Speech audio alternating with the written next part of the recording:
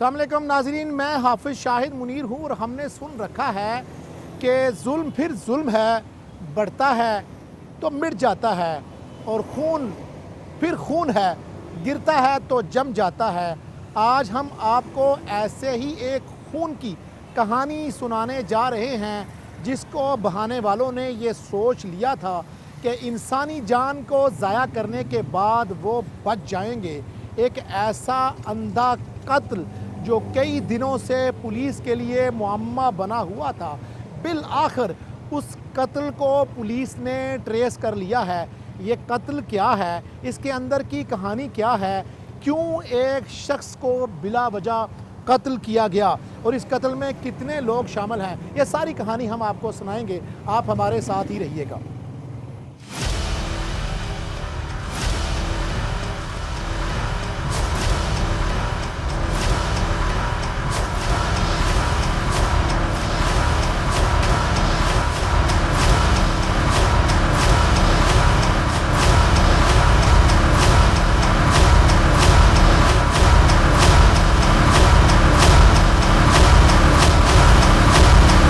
हमारे साथ तमाम मुल्ज़मान मौजूद हैं। बड़े अफसोस की बात है कि इस केस में एक माँ बेटा मुल्ज़म है।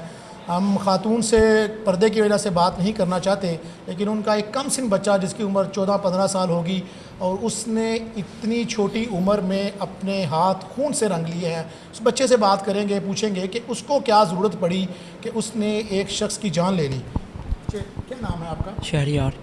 शहरियार, क्या आपको इतना गुस्सा आया? क्या आपके पास ऐसी कहानी आई, क्या इसकी बात आई कि आपने अपने मामू ही लगता था रिश्ते में दूर से, हाँ जी, दूर से। आपने उसके क्या हुआ? आज से 10 दिन पहले मामा ने मुझे बताया कि ऐसे ऐसे मसला ये घर आता है, ऐसे तंग वगैरह करता है। मैं कहा अच्छा, मैं मामा को बताता हूँ। मेरे से पहले इन्होंने नवाज़ मामा को बता दिया था। फिर जब मुझे पता लगा, ये मामा ने फिर बताया ये सुबह आ रहे हैं गाड़ी लेके। मैंने कहा आने दो। किसको तंग करता था ये? मामा को तंग करता मामा था को या तंग आपकी करता था। सिस्टर को तंग करता था? पहले मामा को तंग करता था, फिर ये आहिस्ता आहिस्ता 2 महीने गुजर गए थे इससे, फिर ये खाला पे आया, फिर अब मेरी जो सिस्टर हैं बड़ी, उनके ऊपर आ गया था।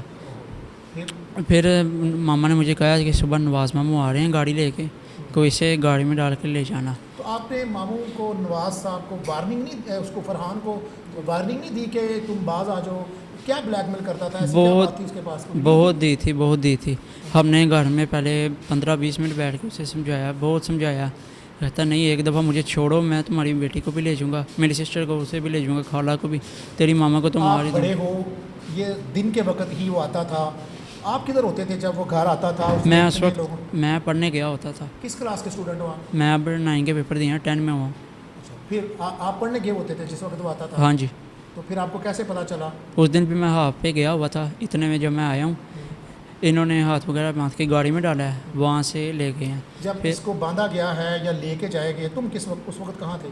मैं उस वक्त ट्यूशन से वापसी आधे रास्ते आ गया था मैं। आपको फ़ोन जब आ घर चुका? आया हूँ, हाँ जी, फ़ोन आ गया था, किसी बांध लिया। मैं कहा ठीक है, मैं आ जाता हूँ इसको अकेडमी किस से। किसने बांधा?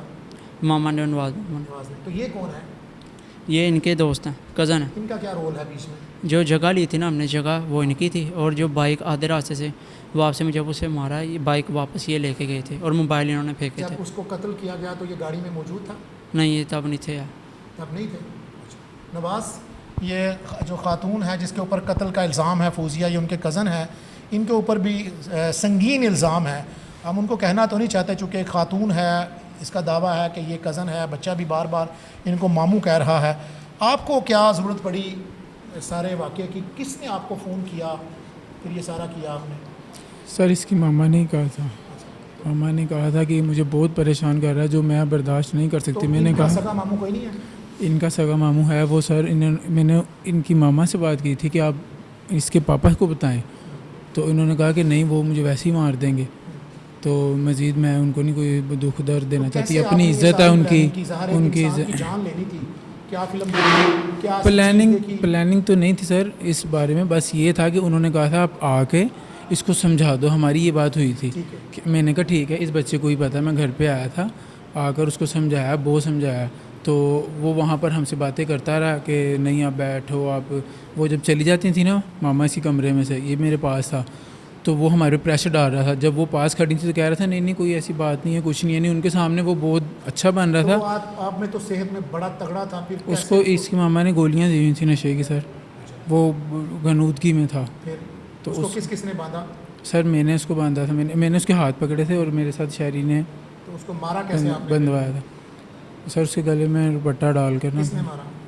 मैंने मारा था सर। क्या ज़रूरत पड़ी आपको जान लेना? आपको इसमें क्या गैरत का इशू आ गया आपका? आपके क्या ताल्लुकात थे खातून से? सर क्योंकि वो इस बच्चे ने जब मुझे बताया ना कि वो जैसे रो रही हैं, जैसे हमने देखा है ना, इसने बच्चे ने भी देखा है उनको रोते हुए। अच्छा, तो नवाज ये नवाज आना आपका नाम? जी सर। नवाज, इल्ज़ाम ये है आप पे कि जो इसके पापा थे, जब ये फैमिली लाहौर में थी उस वक्त ये हरकतें तुम करते थे? नहीं सर, आपकी वजह से? सर नहीं, मैं नहीं। जो इसके पापा हैं वो क्यों लाहौर से गुजरांवाला लेके आए? नहीं सर, लाहौर पर नहीं थे तब, तो मैं बहुत छोटा सा बच्चा था मैं। अच्छा जी सर, आपका कोई ऐसा ताल्लुक कुछ नहीं था? नहीं सर, अभी कोई सारे ऐसा बात एसएचओ साहब ये ज़रा प्लीज़ हमें बताइएगा कि ये इसको इतनी क्यों गैरत आई सर?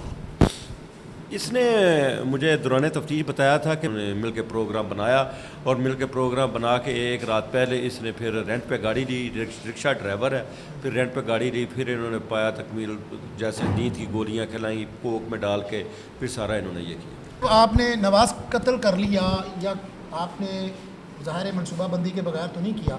जब आपने कत्ल कर लिया तो फिर आपको खौफ नहीं आया कि ये खून है, ये तो छुपेगा नहीं? जी ऐसा सर बहुत। कैसे सोए फिर आप? सर सोए ही नहीं सर, नहीं सोया ना सर, ना क्या सोया। हुआ फिर? पछतावा हुआ? बहुत सर पछतावा है। मैं वो क्या लगता है आपका अपनी गलती की माफ़ी मांगता हूँ। और वो मेरा सर कुछ नहीं, इनका रिश्तेदार लगता है। इनका भी कज़न है आपका? मेरे आप कज़न है इनके? जी मैं इनका कज़न। कैसे आप किन की तरफ से कज़न है इसके? मेरे मामू की बेटी का बेटा ही है जी। नाज़रीन, आपने सबको सुन लिया है कि ये एक ऐसा कत्ल था जो बज़ाहिर ये कह रहे हैं कि ये गैरत के नाम पे हुआ था, लेकिन इस कत्ल के अंदर एक और भी कहानी है जो हम आपको थोड़ी देर में सुनाएंगे।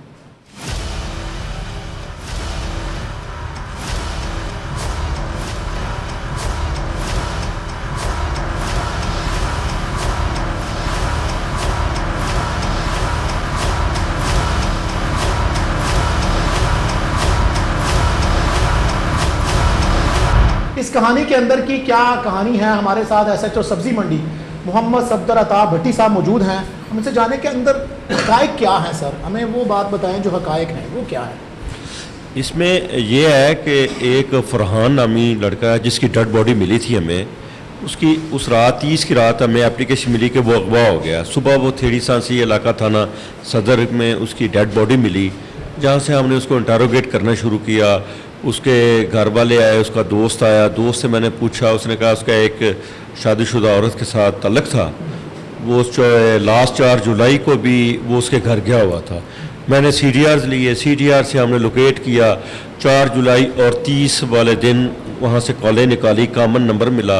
एक फौजिया नामी औरत है जो उसकी फुफ्फो की बेटी है, कज़न है, इसके साथ इसका तल्लक था। जब तल्लक इसके साथ हो तो ये तल्लक आगे बढ़ता बढ़ता इसकी बहन तक जा पहुंचा। जब बहन तक पहुंचने लगा फिर उसने इसको कहा नो मोर, अब नहीं। उसने फिर इसको कत्ल करने का प्रोग्राम बना लिया।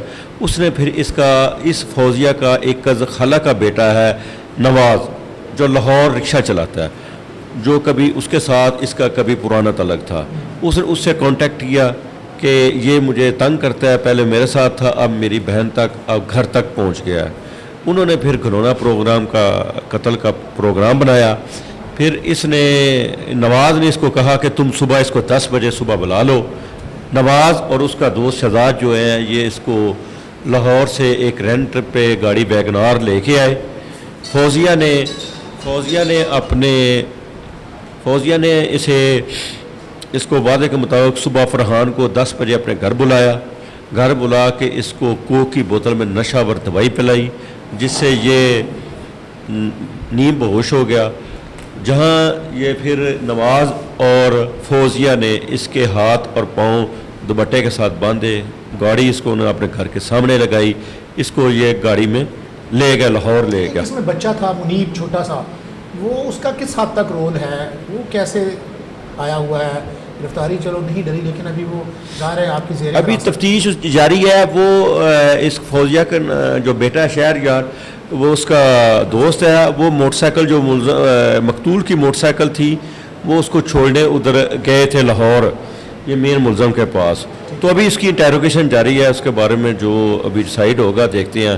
इस सारे रास्ते में सर लाहौर में रावी है, अगर आप मोटरवे से जाते हैं तो वहाँ पर ठोकर पे है, जहाँ से भी आप टोल प्लाजा से निकलते हैं आगे पुलिस है, तो इसको किसी ने बंधा हुआ देखा नहीं है? बस इसको किसी ने नहीं देखा। तो इसको मारा क्या गुजरा वाला वापस ला के गया है या वहीं किसी ने इसको बंदा देके इसको लेके गया उधर से, फिर इसको फ़ोन करवाते रहे हैं कि पैसे मंगवाएं 40 से 50 हज़ार रुपये, ताकि इसको किसी और का रंग दिया जाए। वो इसके घर वाले पैसे नहीं दे सके, तो फिर इसने वापस जब रास्ते में आया तो उस वक्त तक इस फौजिया का बेटा शहरयार भी उधर पहुंच चुका था।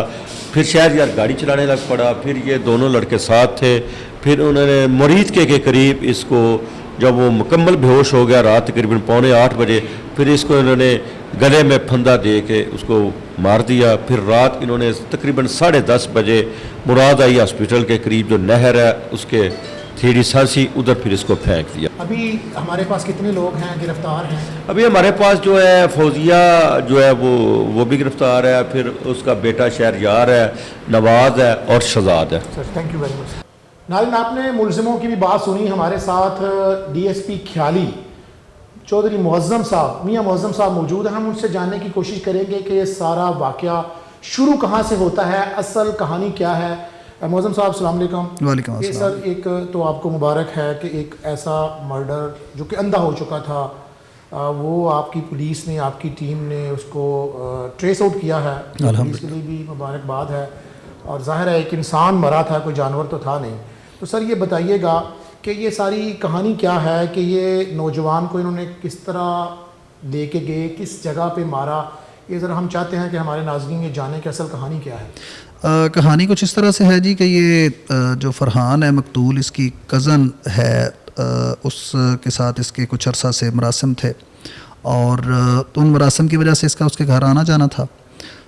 वो काफ़ी अरसे से एक दूसरे के साथ ये नाजायज़ मरासिम में रहे, और अब उस बीबी ने किसी वजह से फ़ैसला कर लिया कि मैंने इससे जान छुड़ानी है। वो बीबी समझ रही थी, बल्कि हमें बता भी रही थी कि मुझे अब इसने ब्लैकमेल करना शुरू कर दिया था। तो उस ब्लैकमेलिंग से तंग आके उसने इससे जान छुड़ाने के लिए अपने एक दूसरे कज़न के साथ, जिसका नाम नवाज़ है, लाहौर का रैशी है, उसके साथ इसने प्लानिंग की। और प्लानिंग करके नवाज़ ने अपने साथ अपना एक और दोस्त शामिल किया। यहाँ से इसको ख़तून के घर, जिस तरह वो रूटीन में जाता होता था, उस तरह वो ख़तून के घर बरोज़ वक़ुआ गया, और वहाँ से उसको इन्होंने बांध बूंद के गाड़ी में डाला, और गाड़ी में डाल के इसको लाहौर ले गए।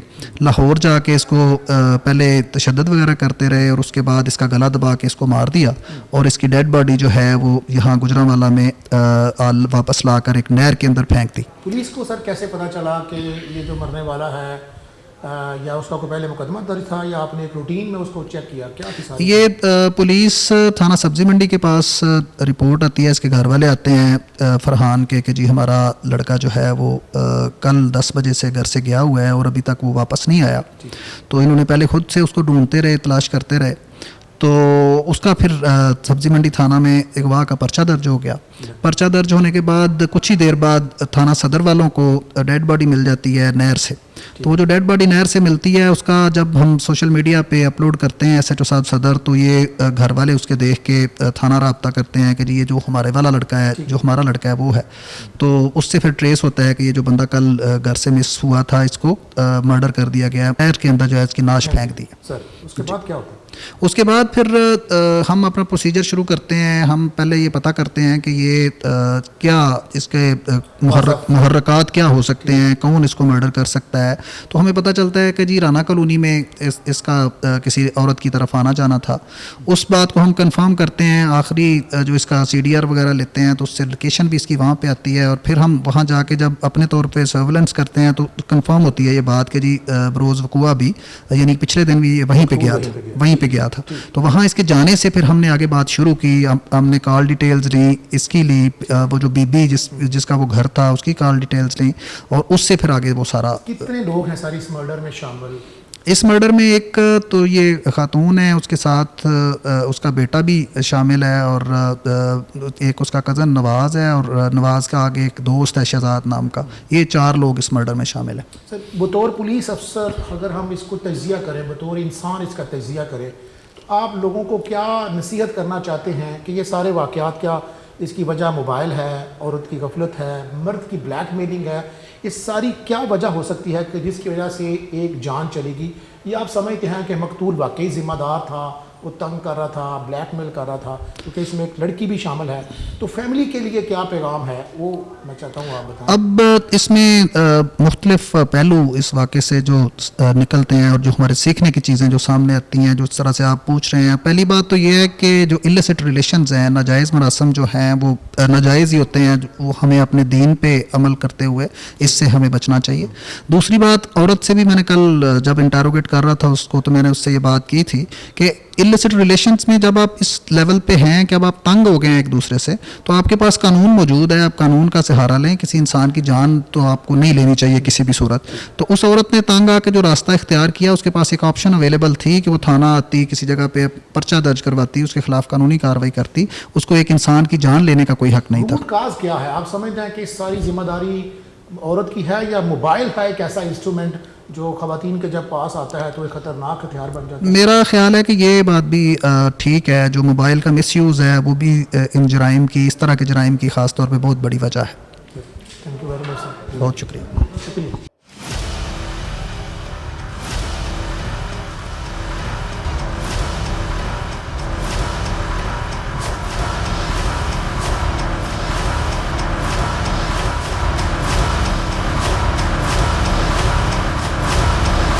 नाज़रीन, इस सारे वाक़े से हमें सबक सीखने की ज़रूरत है। वो सबक ये है कि इंसानी जान का ज़िया बहुत बड़ा जुर्म है, और ये कत्ल जैसा जुर्म तो कभी भी छुप नहीं सकता।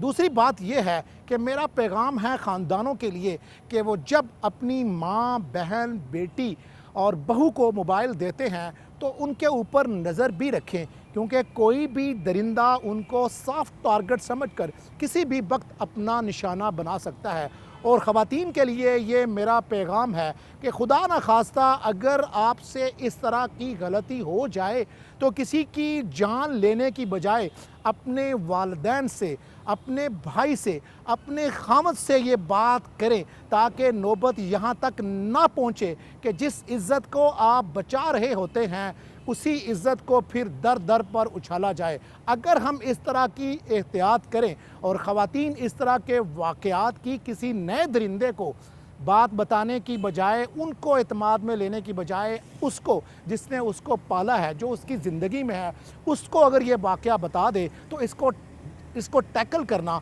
बहुत ज़्यादा आसान हो सकता है, और हम इस तरह के जराइम से भी बच सकते हैं। इस वाक़े में भी यही हुआ कि एक खातून ना सिर्फ ख़ुद कातला बनी, वजह यह थी कि उसने अपने खामद के साथ इस वाक़या को इसलिए छुपाया कि अगर पता चल गया तो घर नहीं बचेगा। उसने अपने खामद को बताने की बजाय सारी कहानी एक और दरिंदे को बता दी, जिसने फिर इन सब को इस अंजाम पर पहुंचाया कि अब इनका ठिकाना सिर्फ़ और सिर्फ जेल है। और ये जो खातून है, इसने इस जुर्म में दाखिल होने से पहले यह भी नहीं सोचा कि इसने इस कत्ल के अंदर अपने नामी के तालिब इल्म, जिसकी उम्र बेटे की शहरयार की 14 से 15 साल है, उसको एक बड़ा आदमी बनाने की बजाय कातिल बना कर रख दिया है। एक नई कहानी के साथ, नई स्टोरी के साथ हम फिर हाज़िर होंगे आपके पास। तब तक के लिए इजाज़त दीजिएगा। अल्लाह हाफ़िज़।